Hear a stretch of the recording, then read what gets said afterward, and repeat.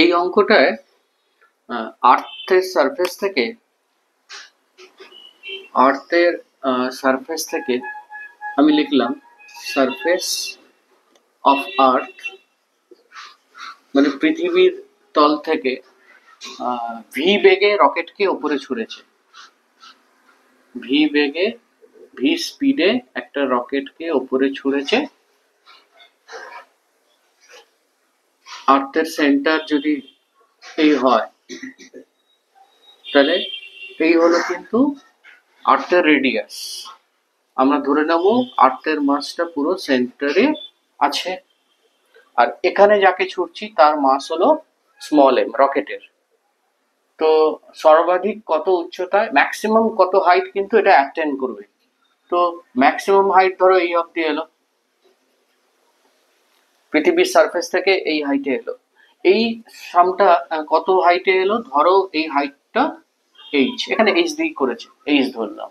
তো এই প্রবলেম আমরা সলভ করবো, গ্র্যাভিটেশনের 80% প্রবলেম সলভ হয় কিন্তু কনজারভেশন প্রিন্সিপল দিয়ে। এখানেও আমরা কনজারভেশন প্রিন্সিপল অ্যাপ্লাই করছি। কনজারভেশন অফ এনার্জি, শক্তি সংরক্ষণ অ্যাপ্লাই করব। এখানে এই পয়েন্ট নিলাম বি। মনে রাখবো সর্বাধিক উচ্চতা, ম্যাক্সিমাম হাইট, মানে এখানে স্পিড কিন্তু 0 হতেই হবে। এই স্পিডকে আমি ওমেগা ধরলাম, কেন কি এখানে ভি স্পিডে ছুঁড়েছে। তাহলে আমি যদি বলি total energy mechanical energy at A is equals to total mechanical energy at B, মোট যান্ত্রিক শক্তি আমি যদি বলি অ্যাট বি, এই উচ্চতা হচ্ছে এইচ, হাইটটা। তো এনার্জি এ তে দেখো দুখানা এনার্জি আছে, রকেটটা সারফেসে ছিল তাই পোটেনশিয়াল এনার্জি আছে, আবার ছোঁড়া হয়েছে তাই কাইনেটিক এনার্জিও কিন্তু আছে, গতিশক্তিও আছে। কিন্তু বি পয়েন্টে গিয়ে পোটেনশিয়াল এনার্জি তো থাকবেই, কারণ ও অনেকটা হাইট অ্যাটেন্ড করেছে, কিন্তু কাইনেটিক এনার্জি কিন্তু থাকবে না, থেমে গেছে। পোটেনশিয়াল এনার্জি ফর্মুলা মনে রাখবো, minus G M M by R. তাহলে potential energy at A minus G M, negative কেন, কারণ এটা বাউন্ডেড সিস্টেম, বদ্ধ সংস্থা, এনার্জি নেগেটিভ হবে, ফ্রি করতে ওই পরিমাণ পজিটিভ এনার্জি দিলে তবে এটা ইনফাইনাইটে যায়। তো P minus G M M by R, এটা যেহেতু একদম সারফেসের উপর বসে আছে, তো আর এর জায়গায় আমি ক্যাপিটাল আর লিখবো, যেটা কিনা radius of earth. Kinetic energy তুমি ভি স্পিডে ছুঁড়েছো, তাইলে half M V square, M নেব ওই রকেটটার মাস, আচ্ছা রকেটের ভর। বি পয়েন্টে যে পৌঁছলো সাথে সাথে জি এম এম থাকবে, আর এর জায়গায় অ্যাকচুয়ালি আমরা লিখবো আর প্লাস এইচ, সেন্টার থেকে হাইট নিলাম, আর কাইনেটিক এনার্জি তো 0, কেন কি থেমেই গেছে। এবার কাজ হলো এইচ বার করা। তাহলে এখানে কোথাও কিন্তু জিএম কে রাখেনি, তাহলে আরো একখানা equation, GM equals to G multiplied by R square মাথায় রাখবো। এম গুলো বোথ সাইড থেকে ক্যান্সেল আউট হলো, half into V square is equals to minus of GM by R plus H, এটা সাইড চেঞ্জ করে ওদিকে গেলে প্লাস হয়ে গেল জিএম বাই আর, থাক। V square is equals two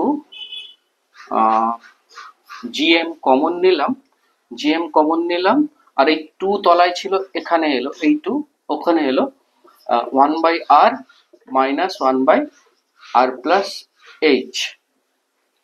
আচ্ছা, ভি স্কোয়ার জিএম এর জায়গায় আমি পুট করলাম G multiplied by R square, আর এটার যদি আমি করি R into R plus H minus R, এখানে আর ক্যান্সেলস আউট হলো, ওপর থেকে নিচ থেকেও একখানা আর যাবে, তাহলে ভি স্কোয়ার ইকুয়ালস টু 2জি আর থাকলো H by R plus H.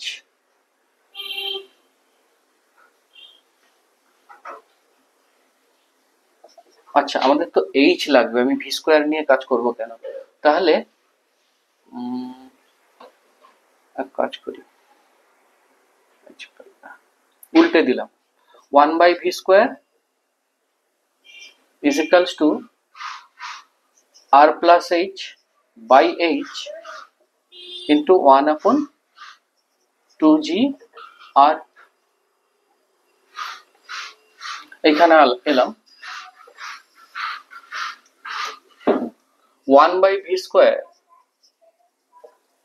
is equals to r দিয়ে ডিভাইড করলে, সরি h দিয়ে ডিভাইড করলে r by h plus h by h into 1/1/2gr হলো। তো 1/v², আমি একটু লিখে লিখেই করছি স্টেপস গুলো, দেখা যাচ্ছে 1/v² is equals to r by h plus 1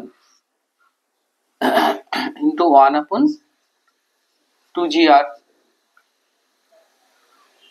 or r by h plus 1 is equals to 2gr, এই জায়গায় আসবে 2gr by v²। অ্যান্সারের দিকেও লক্ষ্য রাখবো। তাহলে r by h equals to আমরা পাচ্ছি 2gr by v² minus 1 within bracket রাখলাম।